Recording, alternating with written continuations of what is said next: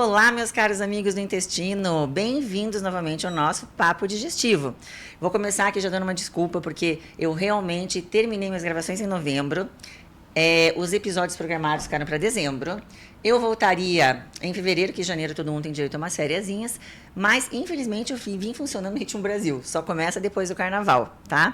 Mas cá estamos novamente, senti falta de vocês, das sugestões, dos comentários, tanto pode deixar aqui no Instagram do Ser Médico Podcast, ou lá no meu, ou no comentário no podcast no YouTube, que a gente vai respondendo, tá?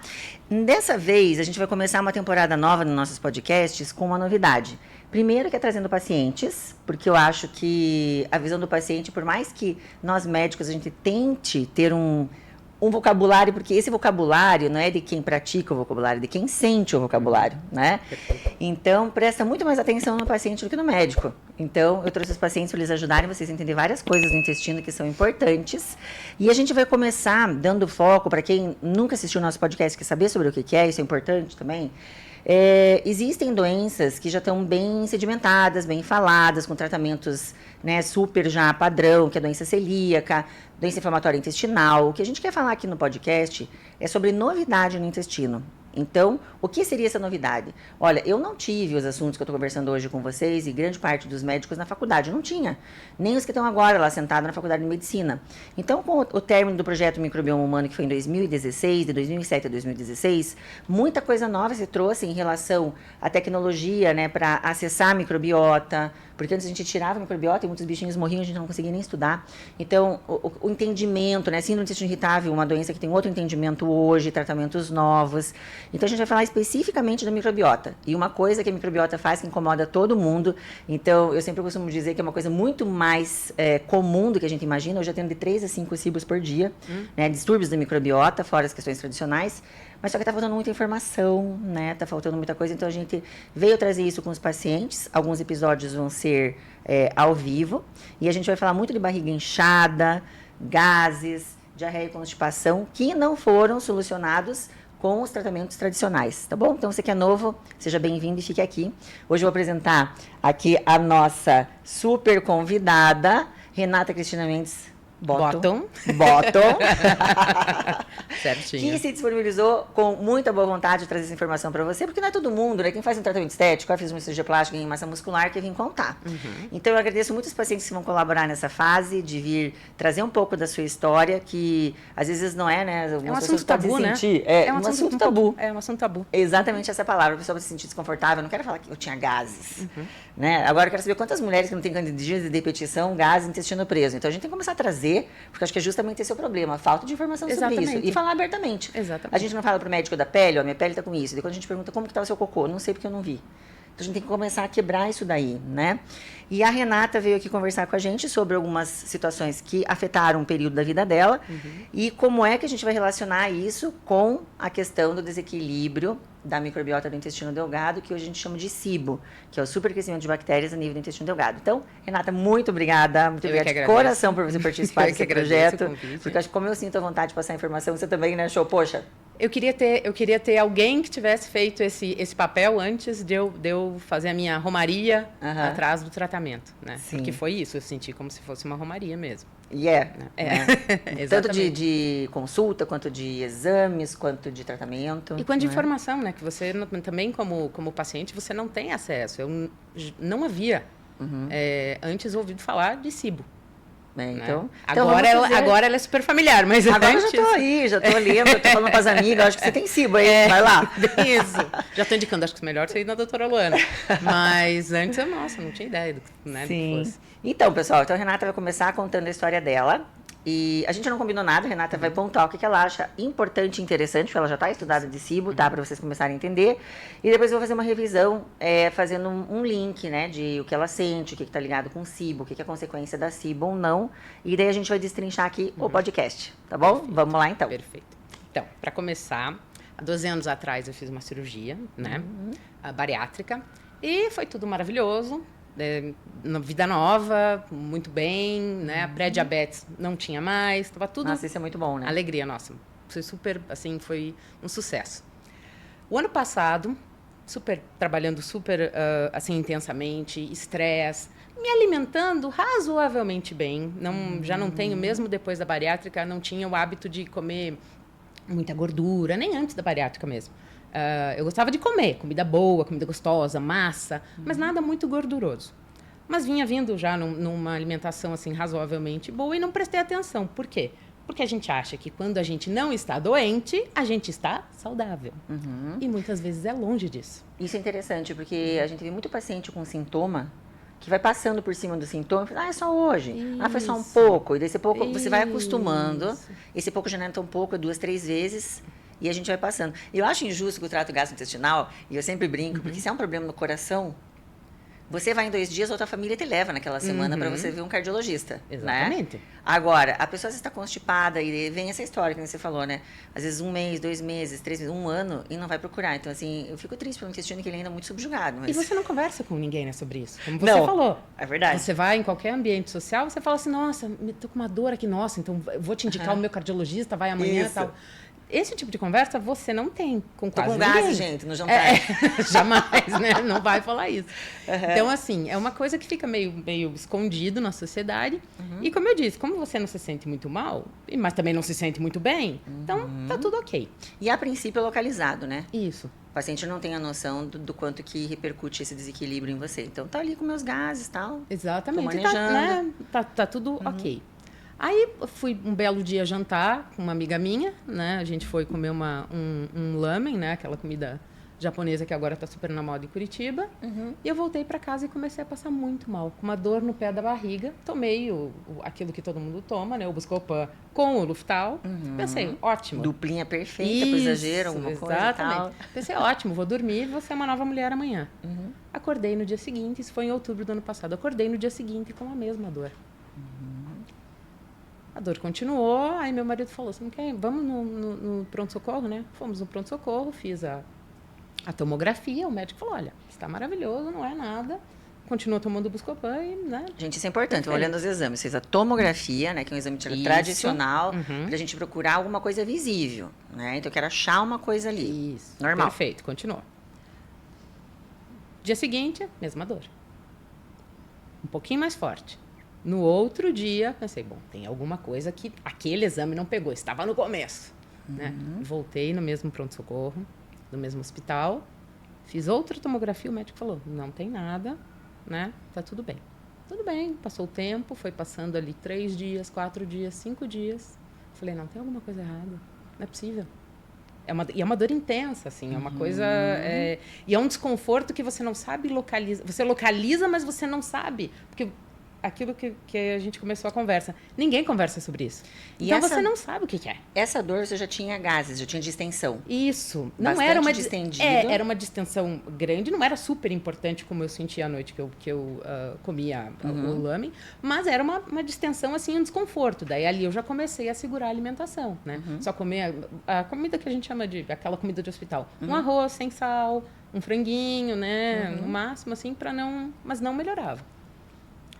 Acabei indo uma terceira vez no pronto-socorro e acabei fazendo o mesmo procedimento, tomografia. Né? Agora, eu tenho uma coleção de tomografias.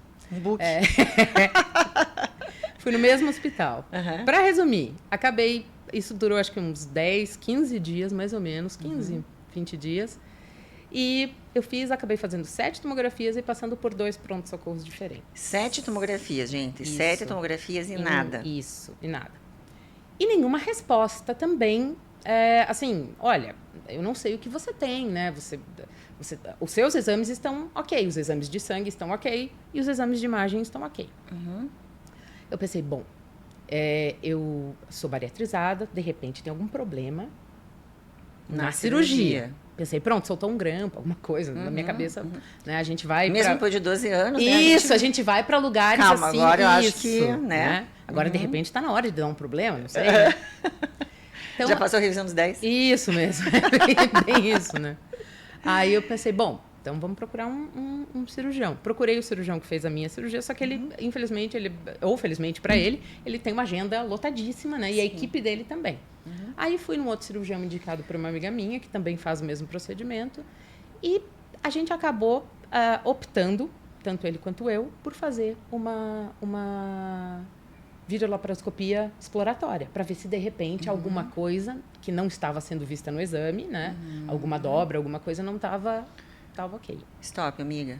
Deixa eu falar para vocês que a laparotomia exploradora, o que que é? Vai abrir a barriga, né, para dar uma olhadinha o que que tem lá dentro, porque por exames, pelo que o médico conseguiu avaliar, ele não encontrou nada por exame, nem de imagem, nem de sangue. Então ele pensa, então deve ser alguma coisa que a gente tem que abordar e olhar lá dentro da barriga da paciente. Então, é videolaparoscopia, porque realmente foi por vídeo, né? Enfim, a câmera não vai abrir a barriga, mesmo porque a barriga do bariátrico é um abdômen um pouco complicado, né? Porque fez muita cirurgia, muita correção, muita anastomose, abriu a barriga. Então, quando fecha, tem brida, tem aderência. Então, não é um ambiente fácil de você recuperar, né? Navegar, isso aí. Então, bridas e aderências também é uma coisa que a gente vai conversar aqui, que depois eu vou pontuar com você. Mas então, você foi para essa cirurgia exploradora por vídeo, tá? Acordei maravilhosa, ele disse, não tinha nada. Não tinha nada. Limpa, maravilhosa. Eu pensei, que alegria, né? Acabou o meu problema. Não tinha nada, provavelmente era alguma coisa... Nessa hora eu imaginei, deve ser alguma coisa psicológica. Isso é uma coisa que cai muito nos pacientes que têm problemas gastrointestinais e que não tem uma resposta, né? Então, a gente sente muito isso. Eu tenho paciente que chora, que está deprimida, porque escuta muito que, olha, você não tem nada, nós procuramos, você não tem nada, não tem nada. Ou a pessoa começa já, não é da minha cabeça, eu tô ficando louca, isso aqui para, eu não tô sentindo, não é meu. Passou pela minha cabeça um pouco antes da cirurgia, depois da cirurgia eu pensei, bom, agora vai melhorar, não vai acontecer nada. Eu acordei da cirurgia sem dor, né? Mas eu fiquei em jejum. Acho que eu fiquei umas 48 horas, 50 horas em jejum. Aí, tudo bem, voltei para casa, pensei, pronto, agora a vida nova, tudo, né? Tudo perfeito. Uma semana depois da cirurgia, eu comecei a sentir, assim, umas dores. Eu ainda estava me alimentando de maneira a recuperar da cirurgia, né? Ou seja, arroz, carne, frango, coisas bem alimentando leves, mais assim, saudável. Mais saudável, cuidando exatamente. bastante. Cuidando daí, bastante, né? muito menos, sem muita gordura, né? Mais fruta, verdura, essas coisas. Mas nada também muito pesado, né? Assim, no sentido de nada de muita comida também, quantidade um pouco maior, não. Tentando dar aquela maneirada. Não tomava leite há muitos anos, exatamente por não conseguir digerir, acho que direito, né? Mas o que aconteceu? Começou uma dor absurda à noite. E eu não consegui dormir aquela noite. E depois pensei, meu Deus, não é da minha cabeça, é uma coisa pior. E ninguém consegue saber o que é. Meu Deus, não tem um médico para... Aí a cabeça vai a todos os lugares. A dor, a distensão. E daí você pensa, pronto, a minha vida acabou, não posso comer mais nada. E nesses quadros de dor, você não teve nunca nem diarreia nem constipação, né? Não, era trânsito normal. Trânsito normal. E daí eu comecei, meu Deus, quem é que vai me ajudar? Aí comecei a segunda parte da minha romaria, atrás de um médico que entendesse o que estava acontecendo. Então, assim, comecei a pesquisar na internet, aí uma coisa vai para outra, e porque você sabe que o Dr. Google, você pode ter de uma vírgula até uma doença terminal, em 3 dias você vai morrer. Então, isso já não contribui. Tem umas coisas boas no Google, a gente gosta que a paciente chega informado, mas tem umas ali que é um pouco preocupante, né? E daí, através dessa pesquisa, né, eu leio em inglês, então eu comecei a ver algumas coisas, algumas pessoas que falavam... Eu comecei a colocar sintomas, assim, né, no Google, e eu comecei a ver que as pessoas tinham algumas coisas, assim, que eram né, elas casavam com o que eu estava sentindo. Aí eu vi esse nome, SIBO. Aí eu vi síndrome do intestino irritável, que em inglês é IBS. Aí comecei a ver, não, mas pode ser isso. Aí tem sifo, aí tem disbiose. Tá cheio de sigla pro intestino já, viu? Aí tinha umas doenças inflamatórias. E eu, como leiga, não sabia a diferença no começo, o que era inflamatório. Eu pensei, pronto. E na minha cabeça eu já tinha tudo, já tinha Crohn, já tinha todas as doenças, né? E daí eu fui em alguns médicos, me consultei. A consulta foi... satisfatória, tomei lactobacilos, né? Probid me foi receitado, Provence me foi receitado. E quando você tomou probiótico, você ficou melhor ou pior? No primeiro dia, eu assim, pensei, pronto, deu certo. No segundo dia, no terceiro dia, no quarto dia, no quinto dia, eu pensei, meu Deus, eu acho que eu vou morrer. Porque não, assim, foi piorando. E eu não consegui, nessa hora, fazer a conexão do probiótico Porque o probiótico é super bem falado na internet. Probiótico é a maior armadilha que tem. Eu tenho postagens, acho que eu tenho que fazer um post, um podcast sobre isso. Né? Porque olha a definição do probiótico. Micro-organismos vivos que, quando ingeridos pelos hospedeiros, conferem benefício. Nossa. Quem que não quer tomar isso? Eu também, eu quero lá. E quem não quer benefício? Né? Vamos fazer um teste de microbiota, vamos ver o que está faltando, quero jogar todos esses bichos ali, faz um pool aí, eu quero tomar isso a vida inteira. Isso mesmo. Né? Então, e fora que nos Estados Unidos, até aqui no Brasil, mas mais nos Estados Unidos, você acha que é bem divulgado, o pessoal compra aqueles pools com 10 cepas, 50 não, compra sozinho na farmácia, de 5 zilhões cada um. Isso então, mesmo. Assim, quase... Eu pensei, pronto, né? O probiótico, quando o médico receitou, eu pensei, pronto, é a solução dos meus problemas, probiótico. Por que eu não pensei nisso antes? Né? Mas não. E daí distendeu. Isso, começou a piorar. Aí eu comecei a entrar numa espiral de ansiedade, eu já tomo, né? Eu faço tratamento.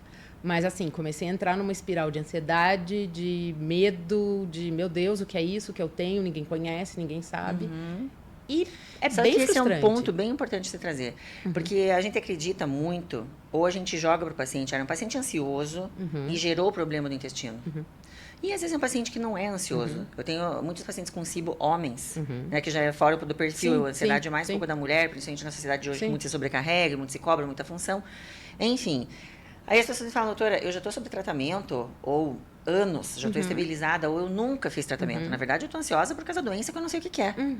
Porque vamos combinar que você fazer um monte de exame e você ter um resultado, né, por pior que seja, um tratamento que seja complexo ou comprido, não interessa. Você sabe o que você tem. Exatamente. Agora, você faz exame, não tem. Faz uma cirurgia, não tem. Você pensa, meu Deus, o que é isso daqui?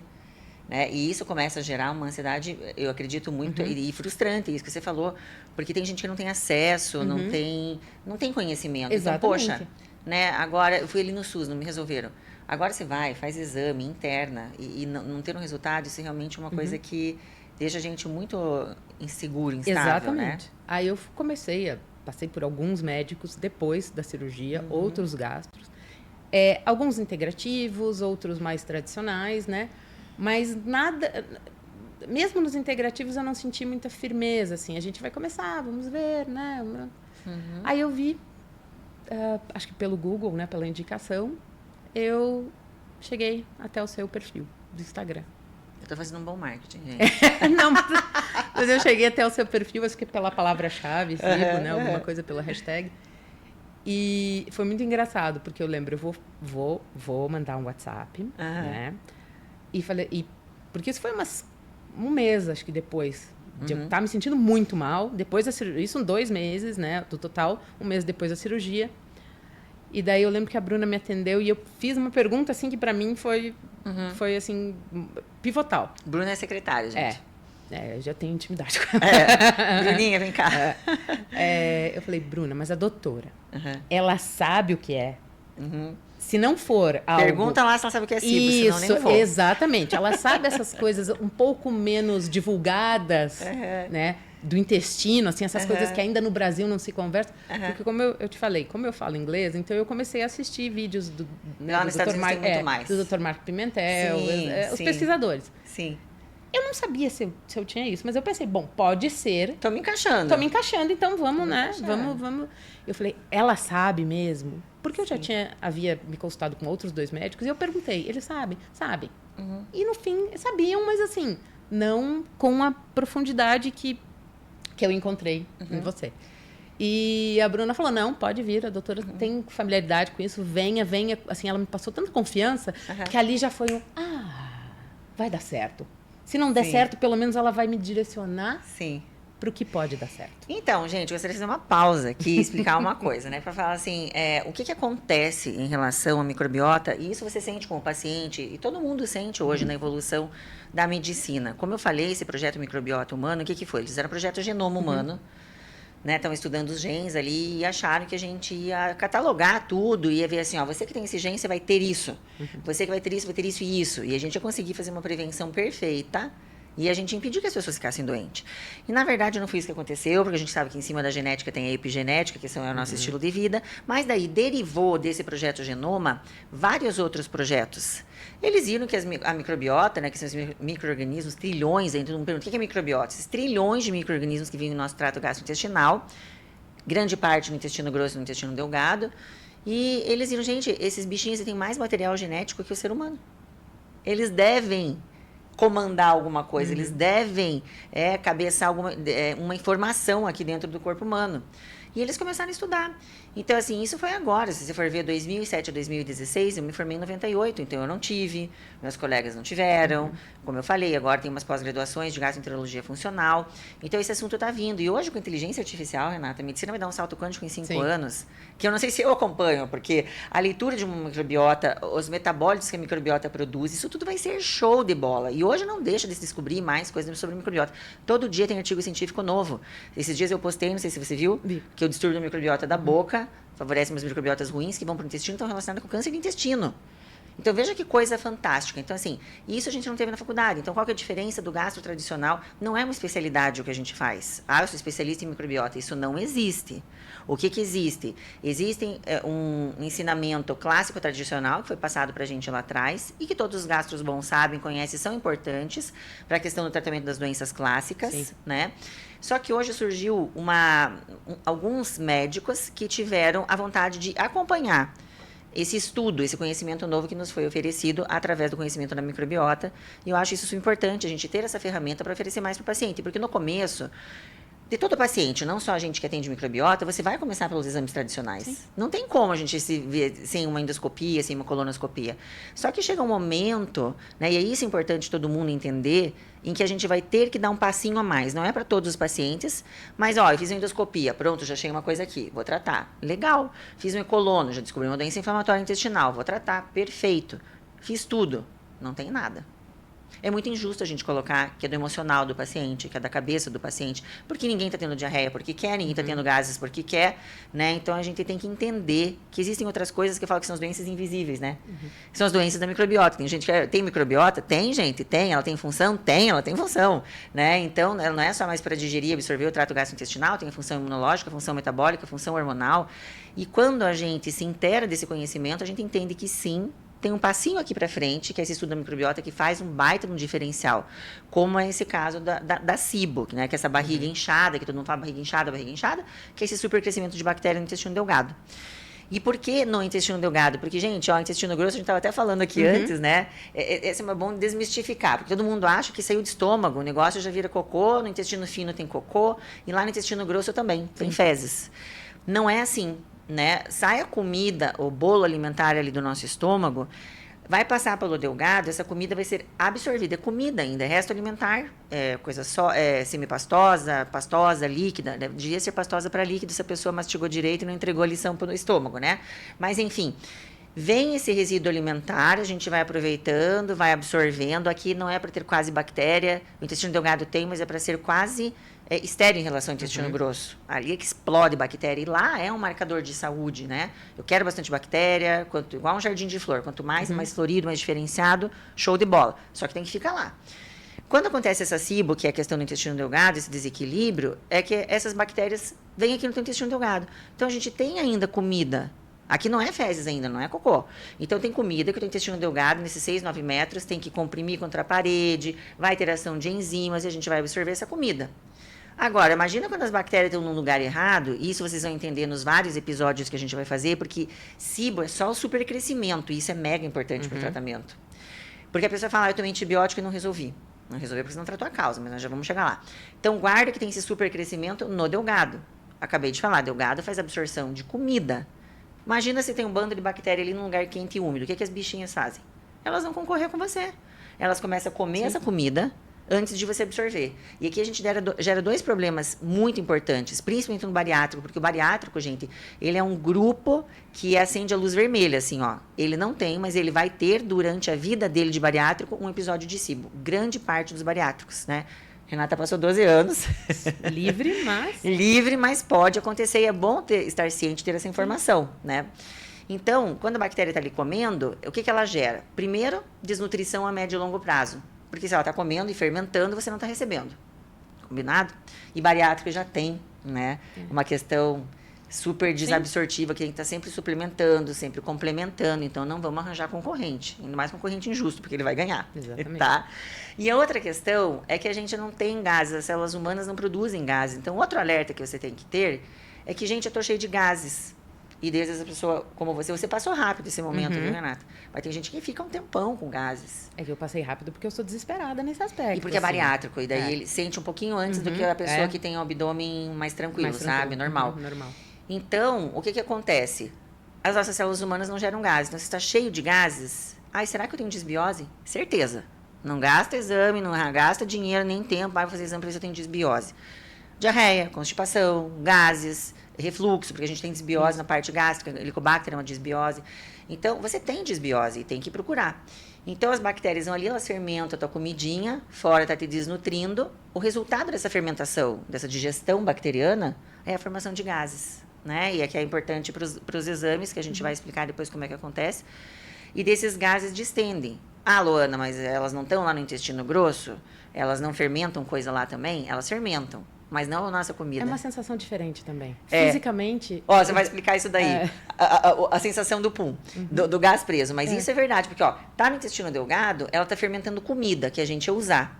E no lugar errado, gerando sintomas de desnutrição e muito gás. A alça do intestino delgado, ela é fina, sensível, super inervada. Você imagina ela distendendo e um monte de alça distendendo na tua barriga. Lá no grosso, o que acontece? Ela não vai comer comida? Não. Lá no intestino grosso já é resíduo, coisa que a gente não digere mais, a gente jogou lá, que daí vai formar as fezes, vai absorver a água e vai formar as fezes. Aqui é que a bactéria vai agir. Então, a bactéria boa é a bactéria que age sobre as fibras que a gente não absorveu, não quer, e daí elas vão fazer o trabalhinho de produzir substâncias anti-inflamatórias, antioxidantes, o intestino grosso é largo, produz ali de meio a 1,5 litro de gases e beleza, tá bom, gente? Então, essa é a diferença do desequilíbrio das bactérias. Então, a pergunta que me fazem muito, que não sei se passou na tua cabeça. Passou. Essas bactérias vêm de fora? Eu tô com uma infecção? Não tá. São bactérias tuas no lugar errado. Eu falo que é a famosa festa penetra. Saiu de um lugar, foi pro outro sem ser convidado e começou a comer tua comida. E não vai embora. É o típico da festa penetra, né? Não vai embora e você vai continuar servindo. Aquele pessoal que mais bebe, eu não sei quem que é, não convidei quem que é, tá lá. O pessoal da festa penetra. São essas bactérias no teu intestino delgado, tá? E o bariátrico, você deve ter lido isso, tem uma alteração da anatomia. Então, por que aconteceu esse supercrescimento? Porque a gente tem que entender que tem um supercrescimento. Sim. Vamos tratar o supercrescimento com antibiótico. Mas, gente, o maior erro do tratamento da SIBO é a gente não conseguir entender o que causou a SIBO. Sim. A causa raiz, né? Você podia ter tomado antibiótico uma vez, tomava, dali 4 a 6 meses volta a SIBO, 4 a 6 meses volta a SIBO. Então, a gente tem que tratar a SIBO e tem que tratar o que causou a SIBO. Aqui que está o X do tratamento, né? Sim. Então, para você, é fácil. Então, a gente entende que é um bariátrico e que tem uma alteração anatômica. Nessa alteração anatômica, gente, eles pegam o estômago, depois eu vou colocar um desenhinho. Coloca aqui o desenhinho que eu vou mandar para você. Eles pegam o estômago, bem no comecinho do estômago, eles fazem um corte, né? Vem o esôfago, o estômago, separa aqui, e o resto do estômago eles separam lá. E eles trazem o intestino, liga aqui nessa porção, o intestino delgado que ficou, que deve vir esôfago, estômagozinho pequeno, e o resto do intestino. E aí, esse estômago fica perdido aqui? Não. Ele também tem uma parte de intestinozinho que liga aqui embaixo, então é o Y de Roux. Essa parte aqui desse Y, ele fica sem receber comida. E ele começa a criar uns tipos de bactérias não muito legais, bem resistentes. E a movimentação no intestino delgado fica diferente, porque ele está reconstruído na sua anatomia. Sim. A produção de ácido clorídrico fica diferente. Por quê? Porque o estômago, a gente tem a fase cefálica. Eu estou vendo uma coisa ali, já estou começando a produzir estômago. Mas tudo se completa com alimento dentro dos órgãos. Então, a gente tem uma alteração da produção de ácido, alteração da movimentação. E isso é o conjunto perfeito, né? Quando a gente lê SIBO, as coisas que mais causam SIBO. Dificuldade de eliminar as bactérias e a comida que está dentro do delgado. E falta de ácido. Porque o ácido é o grande controlador dentro do nosso organismo. Eu sempre digo que é um mal necessário. Sim. Né? Então, o ácido está aqui, você imagina as toneladas de líquido e de alimento que passam na gente durante a vida. A gente vai ficar doente ali na esquina. Sim. O pessoal comendo em food truck hoje. Cada garfada era uma infecção. Mas não acontece isso por causa do ácido. Né? Fantástico. Né? Então, ele está ali matando bactéria. Então, você tinha essas duas questões, né, Renata? Eu já tinha tido alguns episódios, há uns 4 anos atrás, de refluxo, né, em que eu fui diagnosticada com refluxo. E eu tomei um tempo o Prazol. Acabei depois largando, porque né, não comecei a pesquisar coisas na internet, que não era muito legal. Mas nesse tempo agora que o ano passado da cirurgia, eu também acabei tomando um pouco de Prazol, porque é impossível você, né, o refluxo que eu senti. Tive também episódios de candidíase há uns 2 anos atrás. Ah, Aí isso é você importante. começa a relacionar. Depois que eu passei com você, eu relacionei tudo. Eu falei, mas era óbvio. A figura é muito maior, né? Isso, aí você pensa, é claro, eu não estava saudável. Não estar doente ou ter episódios de pequenas questões, ou de refluxo, ou de candidíase, já podia ser toda uma área, um campo minado. Bem essa impressão que você me passou agora, que é o que eu tenho do paciente. Porque assim, ele vem com uma coisa que não caracteriza nenhuma doença, mas ele tem uma qualidade de vida péssima.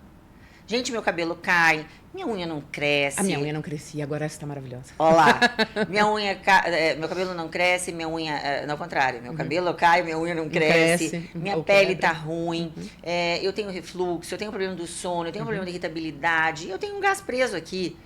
E que doença eu tenho? Parece que não tem nada. Então, não ter o nome de uma doença não significa que as coisas não estão bem. E o pior é que daí a gente começa a maquiar sintoma.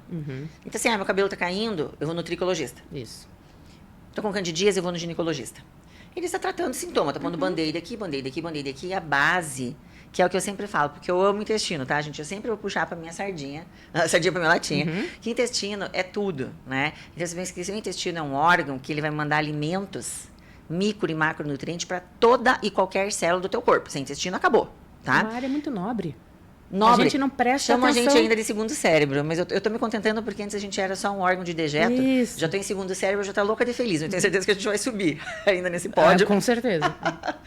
Né? Então, isso que você falou é importante. Qual a questão do refluxo ali, né? Às vezes a pessoa fala, então por que eu tenho refluxo? Então, a gente se imagina que SIBO, a gente tem ali a produção, né, normal, numa fermentação normal de uma digestão, 1,5 litro de gases por dia. Na SIBO, chega até 5 litros de gases. Para onde vai esse gás? Ele começa a pressionar embaixo, dor no pé da barriga. Aquela barriga que vai aumentando principalmente no final do dia, porque antes você não tinha comida, né? Agora você está dando comida para bactérias, você acordou, começa a dar almoço e jantar para elas vão distendendo, fermentando, você ficando com a barriga no final do dia. Não pode usar roupa justa, tem que abrir o botão de calça, ir para academia nem pensar, porque pode sim ter perda involuntária de gases, ou tem gente que de tão distendido fica tão preso, que ele começa a sair por cima. E esse sair por cima, ou é arroto, ou é a sensação de refluxo, porque realmente a pressão... Eu tinha bastante arroto. Tinha bastante arroto? Não estava lembrando disso. Não, eu tinha bastante arroto. Isso é uma coisa bem comum, porque daí às vezes não consegue eliminar as alças delgadas tão distendidas que até elas ficam sem a movimentação, né? Pensa aquelas bexigas bem cheias, você consegue apertar, não vai, ela fica meio, não, né? Ela fica tensa. É o que tensa. Fica tenso o autointestino delgado e começa a sair por cima, principalmente da Renata, que daí tirou ali o esfíncter do estômago inferior, que segura, né, o que reflui do duodeno, que é o delgado já para o estômago, tirou. Então, a tua alça de intestino delgado dá direto no teu estômago, pequenininho, e daí o gás escapa fácil. Então, arroto, esse gás fazer com que volte o conteúdo do estômago para o esôfago e tenha a sensação dessa queimazia, essa azia, essa queimação. Então, é disso também, tá? E a candidíase é muito importante. A gente tem um estudo, igual esse pessoal dos Estados Unidos que estuda, tem um cara nos Estados Unidos que ele já desde a década de 80 ele falava da síndrome fúngica e da candidíase, a candidíase é uma complicação da síndrome fúngica, né?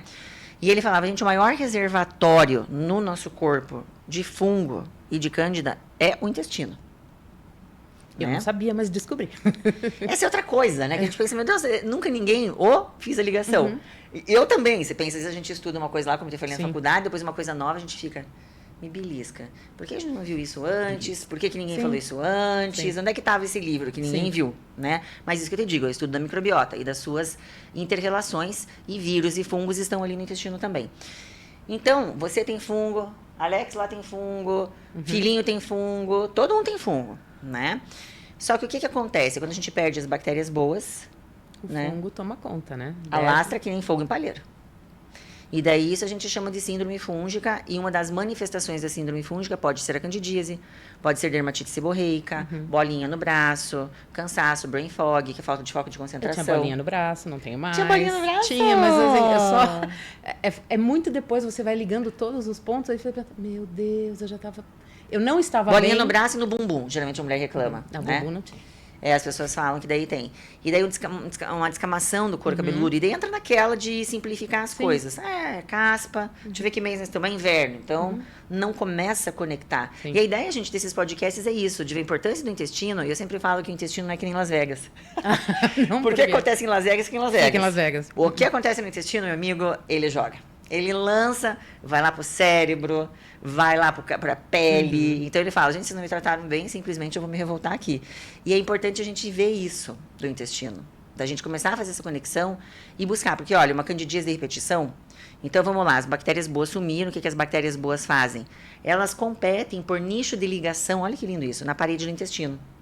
Elas falam de uma forma positiva com o teu sistema imune. Gente, 85% do sistema imune de todo o corpo está embaixo da parede do intestino aqui, né? Tem uma camadinha de célula, pá, sistema imune, né? Então, o intestino está ali usando todas as forças dele para fazer um escudo que não deixa nada entrar.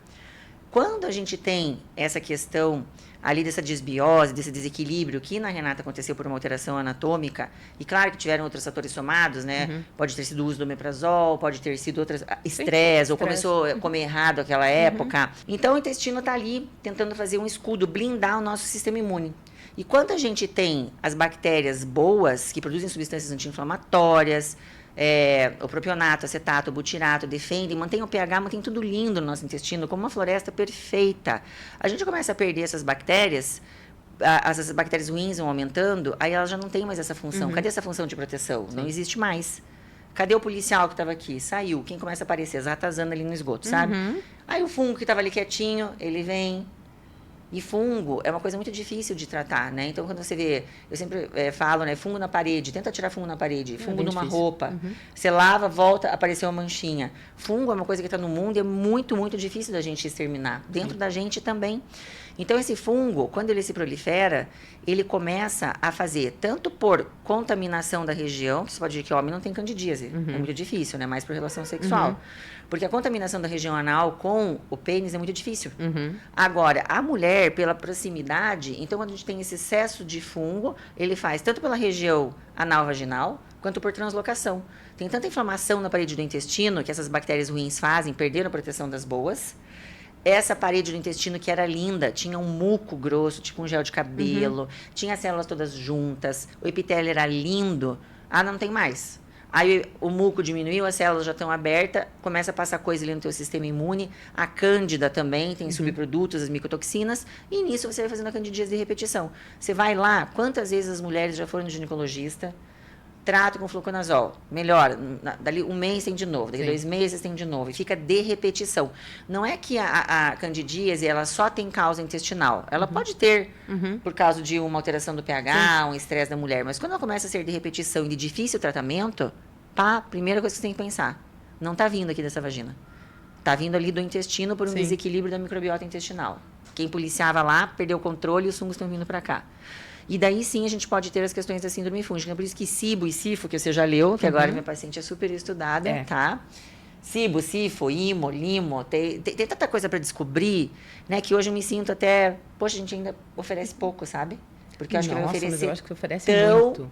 Mais, menina. Vai ser uma coisa que vai ser lindo de ver. Mas, enfim, então por isso a candidíase. Infecção do trato urinário também é comum. E você não teve. Rosácea. Eu tive infecção do trato urinário, mas há anos atrás, né? E rosácea eu tenho desde que eu me entendo por gente, né? Então, assim, e a rosácea veio bem forte no momento da SIBO do ano passado, assim, um ardor na pele que eu não relacionaria. Gente, isso é outra coisa mágica, tá? Ó, de novo, vou puxar a sardinha.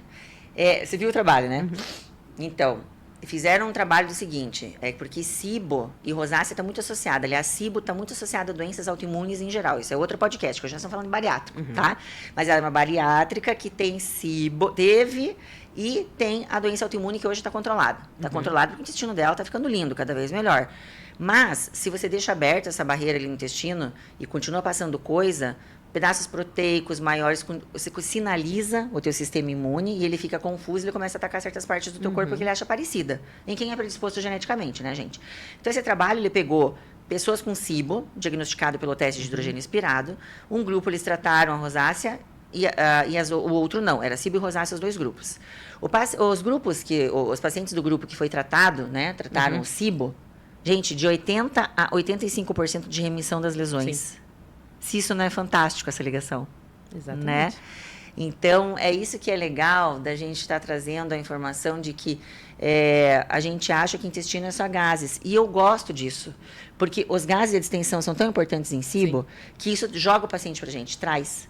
Só que SIBO é uma coisa tão complexa, tão grande, porque ela por si só já traz um monte de complicação e o que está causando ela já é uma outra complicação. Sim.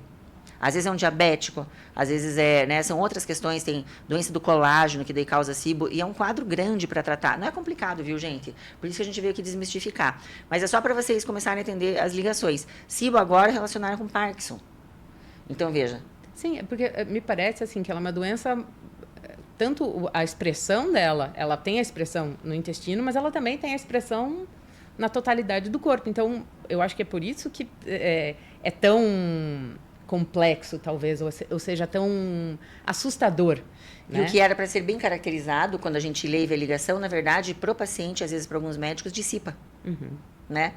Ó, isso, mas isso está ligado com isso, está ligado com isso, está ligado com isso. Não é um desenho que você vai juntando ponto. É o intestino que vai fazendo isso aqui, ó, um ponto para lá, um ponto para cá, um ponto para cá, e você sai perdendo a trilha no meio do processo, né? Então, gente, a Renata veio trazer essa informação, que é uma das mais importantes, e que cada podcast eu vou associar uma causa de SIBO. Porque a pessoa fala, eu tratei com dieta low food map, eu tratei com antibiótico e não melhorou. E às vezes chega no médico que trata da doença da microbiota e fala, eu não quero fazer de novo, porque eu já fiz e eu não tratei. Sim. Não tratou porque não tratou a causa, né? Então, na Renata, a gente está fazendo um tratamento, nós estamos ainda em acompanhamento. Estamos. Né? Ela já teve melhora dos sintomas e a gente vai finalizar com ela com a manutenção, porque como ela tem uma causa definitiva de SIBO, algumas coisinhas, alguns suplementos vão ter que ficar acompanhando ela para que ela não volte a fazer a SIBO, tá bom? E deixa eu ver mais, Renata, se a gente tem alguma coisa aqui. Você tinha alergia. Sim. Alergia, um pouco de nariz escorrendo, Sim. Coceira de ouvido. Sim, coceira de ouvido. Nossa, é tanta coisa pequena que a gente esquece. Sim, eu tinha coceira de ouvido, acabou a minha coceira de ouvido. Sabe aquela coisa de você, mas por que você está coçando? Sabe? Isso, exatamente. Você fica assim, a pessoa fala, para. Às vezes eu faço assim, ó. Isso. E daí, e era só um ouvido, eu ficava, mas por quê? Mas depois, assim, que você delineou todas as causas e mapeou, ou disse as possíveis ramificações, eu pensei... Meu Deus, eu já tinha tudo isso e estava encaminhando para isso. Sabe? Renite, sinusite, são todas essas questões. Olho que lacrimeja, nariz que escorre. Por quê? Porque você acha que essas bactérias que são nossas amigas, elas estão interligadas de alguma forma dentro do nosso corpo. Como o sistema imune está junto em todas elas, claro que no intestino muito mais, são células amigas que elas vão passando ali no sangue e elas high five, são todas comunicadas, né? As microbiotas também. Então, as microbiotas de entrada, são as microbiotas de defesa, elas, apesar de elas estarem em locais diferentes, elas são amigas. Então, a microbiota do intestino é um local de entrada, Lona, claro, tem a possibilidade de vir coisa de fora e de defesa, né? Diferente do fígado, tá lá dentro, a gente não acessa ele. Então, quando a gente tem um processo inflamatório crônico ali no intestino, e a gente está sinalizando ali inflamação crônica, porque essas bactérias estão ali produzindo substâncias não tão legais, não estão protegendo mais a gente. Essa inflamação, ela vira sistêmica. Né? E ela faz um high five, aciona essas outras áreas. Que daí você pode ter a coceirinha no ouvido, e vai tendo as coisas. Até deixa a unha mais comprida. Ai, meu Deus. Então, assim, você vai tendo essas coisas que também, de novo, você não entende. Não sei por que eu tô tendo isso. E sabe o que é interessante? Que o tratamento de tudo isso que a gente falou, adivinha, mina mais a tua microbiota. Exatamente. Né? Você vai tratar uma rinite, ou o quê? Antibiótico ou alguma coisa assim. Exatamente. Candidíase, antifúngico. Tudo vai minando a microbiota, né? E daí vai virando um bolo. E você acaba não tratando. Você passa anos sentindo esses pequenos incômodos. E eu percebi assim, a SIBO, ela me ajudou a perceber... parece meio antagônico isso, ou qualquer coisa assim. A SIBO me ajudou a perceber exatamente isso. Eu não estava saudável, eu não estava doente, mas eu não estava saudável. Exatamente. E agora eu me sinto, no tratamento, eu me sinto, assim, outra pessoa. Que bom, eu fico feliz, né? Porque o nosso objetivo como médico é realmente trazer isso. Sim.